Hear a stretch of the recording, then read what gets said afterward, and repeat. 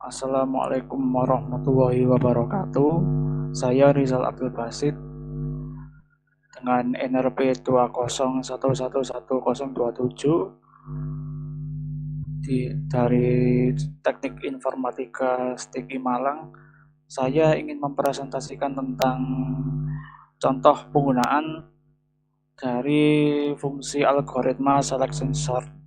Nah, selection sort itu algoritma sorting yang menggunakan fungsi minimum atau maksimum. Nah, cara sortingnya ini memakai selection. Kalau di bubble sort kan harus dibandingkan semuanya ya. Nah, ini karena selection sort ini hanya menggunakan selection dari minimum dan maksimum saja. Nah, selection sort ini sangat cepat dan ringan. Nah, kita langsung saja membahas programnya. Nah, pertama saya mengimport library IPython display yang saya import hanya fungsi clear outputnya saja. Nah, fungsi ini itu untuk menghapus output. Nah, misal kalau konsolnya ini kayak berantakan itu, nah kita bisa menghapusnya dengan clear output ini. Nah, selanjutnya ada program akan menginisialisasikan fungsi selection sort ini. Nah, parameternya ini hanya array ya. Nah, jadi ketika kita menggunakan fungsi ini, kita hanya memerlukan array-nya saja, tidak perlu menginputkan jumlah array-nya itu. Nah, selanjutnya ada variable n ini.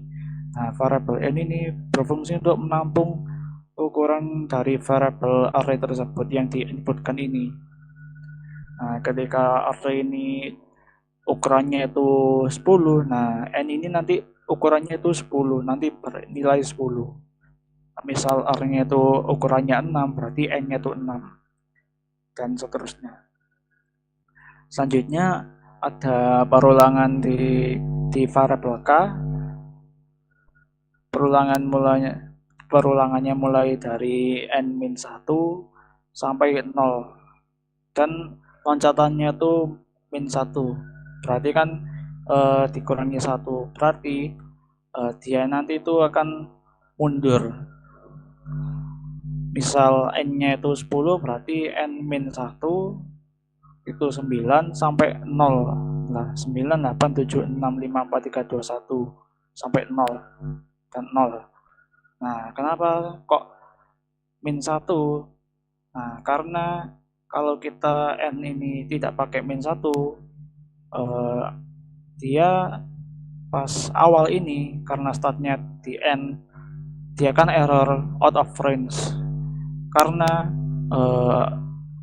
array di Java, di Python dan semacamnya itu mulai dari 0 sampai jumlah ukuran array itu dikurangi 1. Ketika array dimasukkan itu real ukurannya misal 10, dia akan error. Kalau kita di -1 terus 9, dia akan memunculkan akhir itu karena hitungannya itu mulai dari 0, 0, 1, 2, 3, 4 sampai 9. Kalau kita hitung pakai tangan, nanti dia akan berjumlah 10. Begitu. Nah, selanjutnya di dalam perulangan tersebut ada variabel maksimum. Nah, maksimum ini di awal-awal ini bernilai 0. Nah, selanjutnya ada perulangan lagi di dalam perulangan di variabel k, yaitu ada perulangan di variabel j dengan di perulangan tersebut mulai dari 0 sampai k plus 1. loncatannya hanya 1, berarti dia akan maju 0 sampai bla bla bla sampai k plus 1 gitu. Nah, di dalam perulangan tersebut, nah ada pengecekan untuk apakah nilai array di posisi nilai variabel c apakah lebih besar dari array maksimum ini. Nah, apakah dia bernilai true? Nah, jika ini bernilai true, maka maksimum itu akan diubah menjadi nilai variabel di J.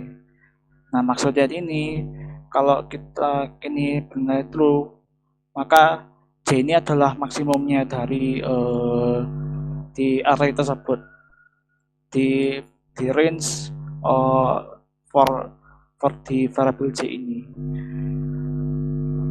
Nah, maksudnya yang tadi saya sebutkan tadi, ini berfungsi untuk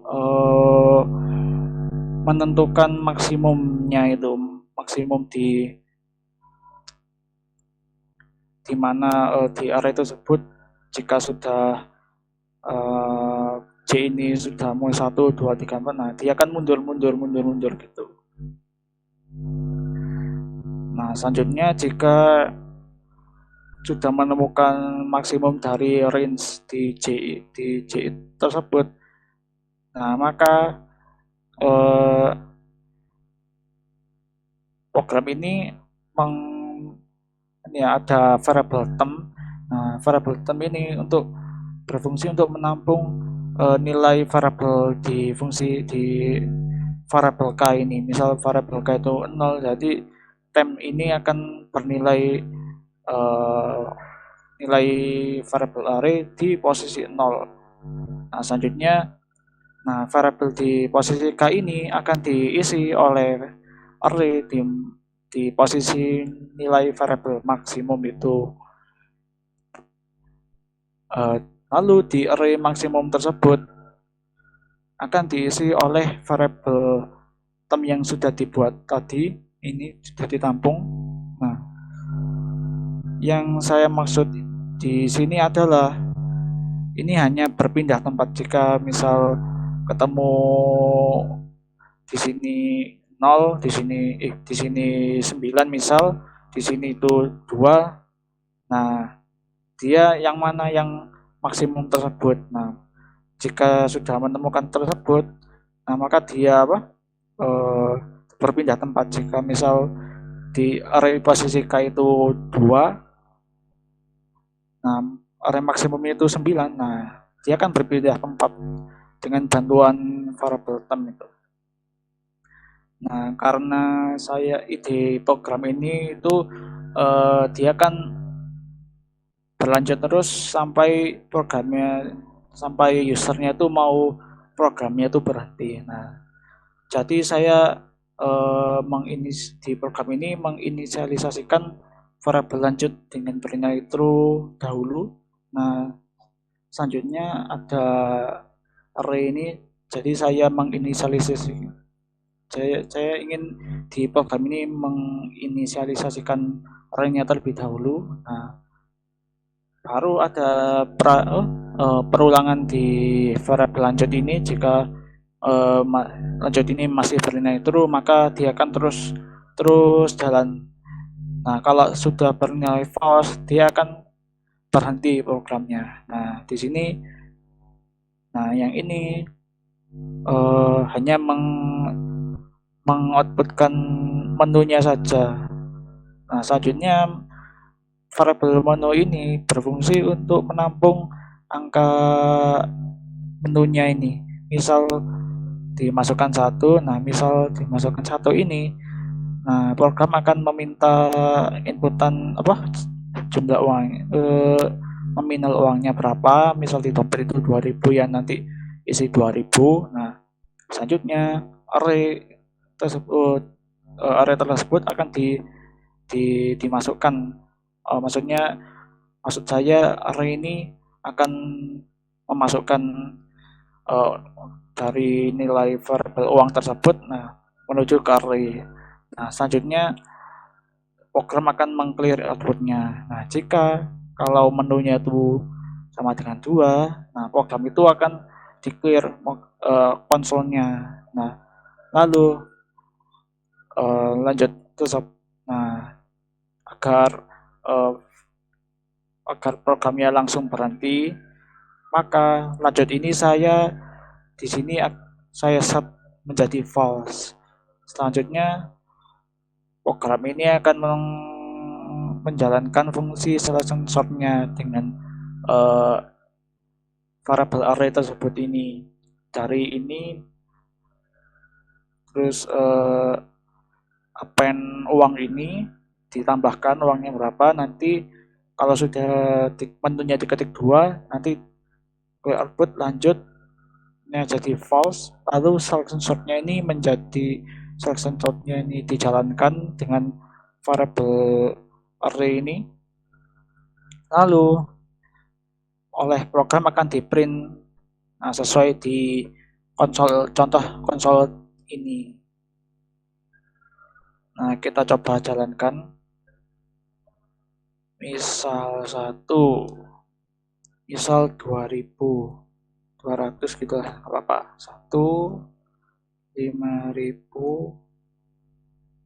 1, misal 4.000, misal 1 itu 10.000,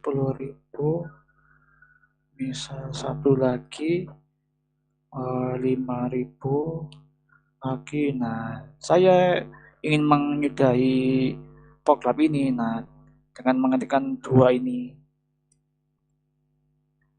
Nah, lalu program akan meng-clear outputnya, lalu variabel lanjut akan di-set menjadi false, lalu program akan menjalankan fungsi selection sort-nya dengan variable array, lalu program akan mengoutputkan dari array tersebut.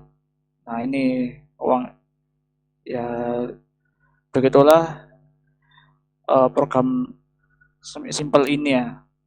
Nah, di program ini saya menggunakan selection sort maximum selection sort ascending, yang dimana kalau ascending itu dia akan naik, misal ini 200, 4.000, 5.000, 5.000, 10.000, jadi dia nilainya itu skalanya naik. Nah, maksimum saya di sini seleksinya menggunakan nilai maksimum di dalam variable array tersebut. Nah, jika kalau menggunakan fungsi maksimum di NumPy, nah monggo silakan pakai fungsi ini, terus fungsi yang ini diganti dengan NumPy itu tidak apa-apa. Nanti maksimalnya ini nanti berapa itu bisa.